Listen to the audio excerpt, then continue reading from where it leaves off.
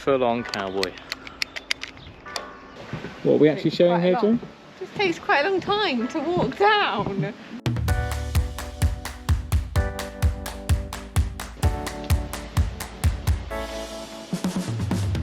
Right, going to get a few bits done on the chassis today. I want to just get everything completely cleared, secured, trimmed down, bolted down before we start the walls.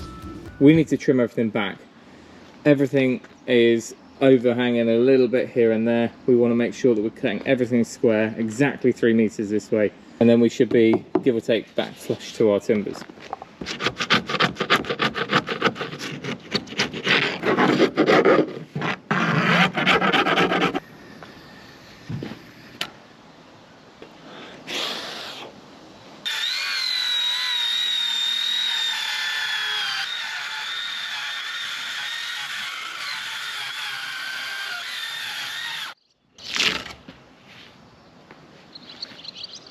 That turned out okay. A few drips that we can clean off later on.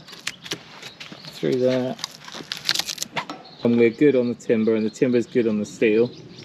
So we can snap a line from here, pretty much all the way down now. Old Frankie boy, who doesn't have a lady friend anymore, is absolutely obsessed with the chicken. It's just not healthy. And she has to sleep separately every night. It's a very unhealthy relationship.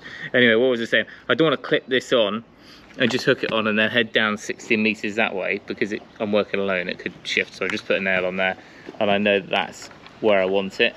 So I'll just hook it ish there. Actually flip it over.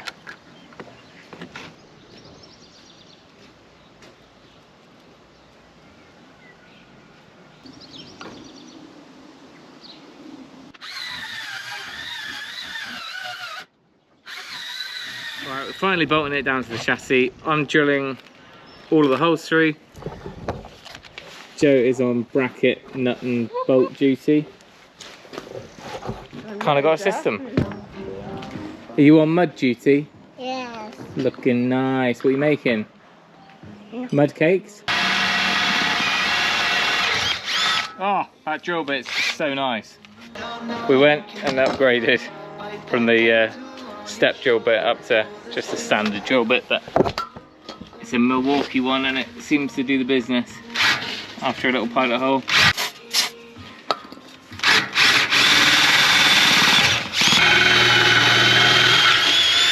Next job we've got to do is seal all the edges. So I've just started here. I've worked out a way to do it. I'm just putting a bead on, same glue, and just following it up with a roller, and it kind of just edge bands the whole thing really. And I'm being pretty liberal with it, so it can go over the top and underneath.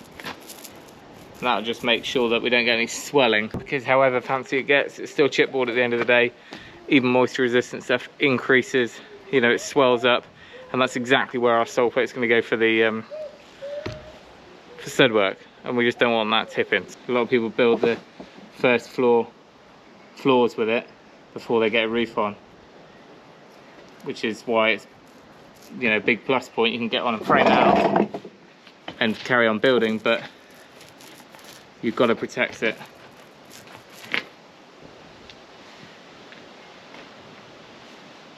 I've also just ripped off the excess tongue now, so we have got a nice flat surface to glue.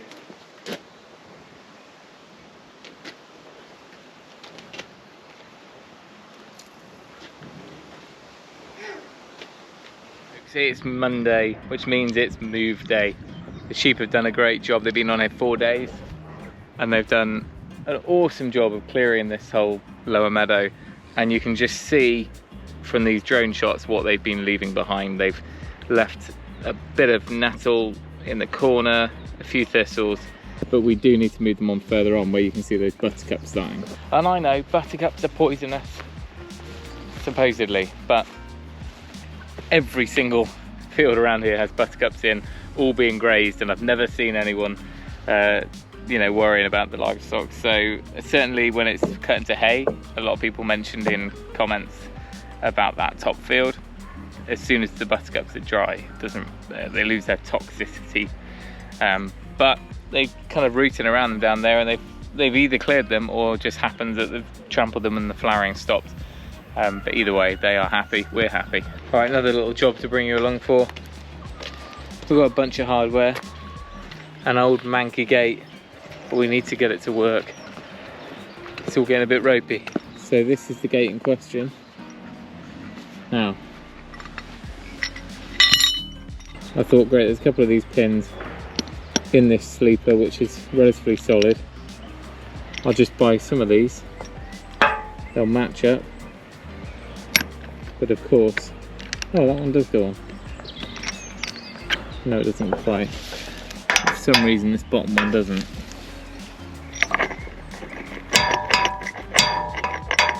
So it's either good amount of grinding, or we just accept that we'll put these new ones on and we can take them off and reuse them in the future.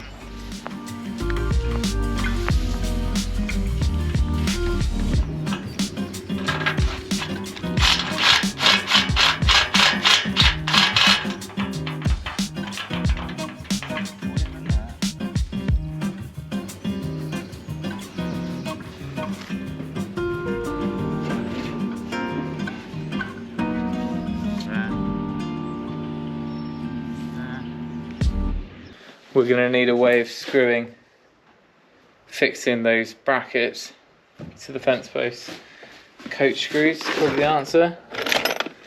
How big were the holes?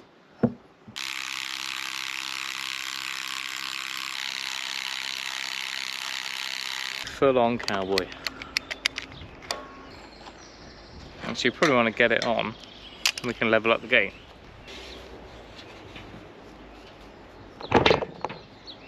I mean, it was quite obviously never going to be high enough, you idiot, Tim. I think that's okay. It's on. Any tips on how to straighten a bent gate? Just needs, yeah, it's just got a twist in it. Will it clear? I think it will. Once we've adjusted them.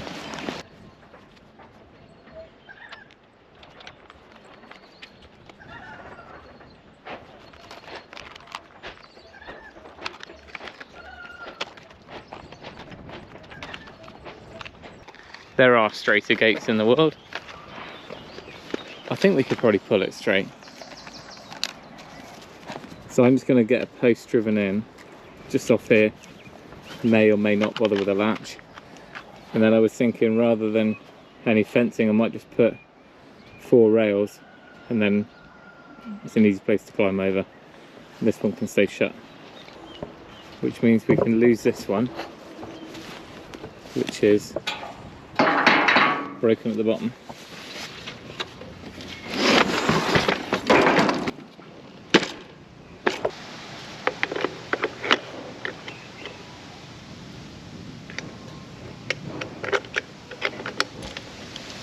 Yes, it's a deja vu moment because we've got another smart fence. We got on so well with the first one, it's just much easier. Like, the time saved with this really helps. So we've got a second one so we can move the sheep a little bit easier. Well, that is the plan. Shepherdess Joe's here, and we're hoping that this is going to be a 5-minute procedure rather than it took me an hour when I did it on Monday, because we were just using a mixture of one of these but also conventional electric fencing as well. We can time ourselves. We should.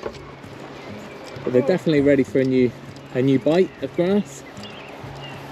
And what I've done yesterday with the tractor is I've mowed a strip ready to go across, so everything's on short grass. It's further along a bit in the thistles. Morning, ladies. So the next one's going to start here, go along, they'll go on to the new grass, and then we'll wind that one up. Really, you need 3 of them, don't you? So you could prep this one, move them through, and then clear up the next one, so leapfrog, but hey ho.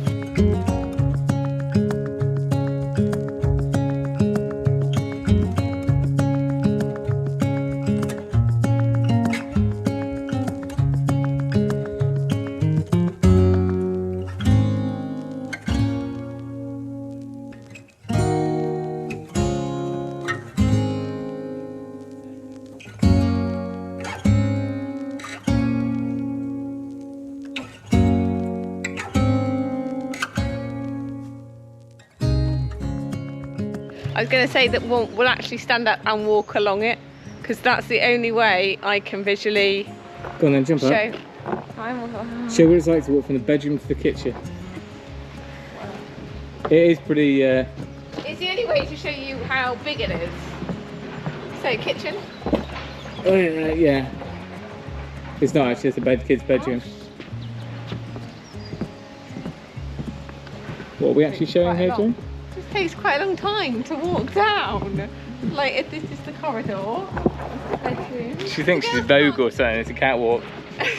And turn. And pose. No, but it's hard to imagine. Careful, you're really close to the edge. Yeah. Really close to the edge now. Tim.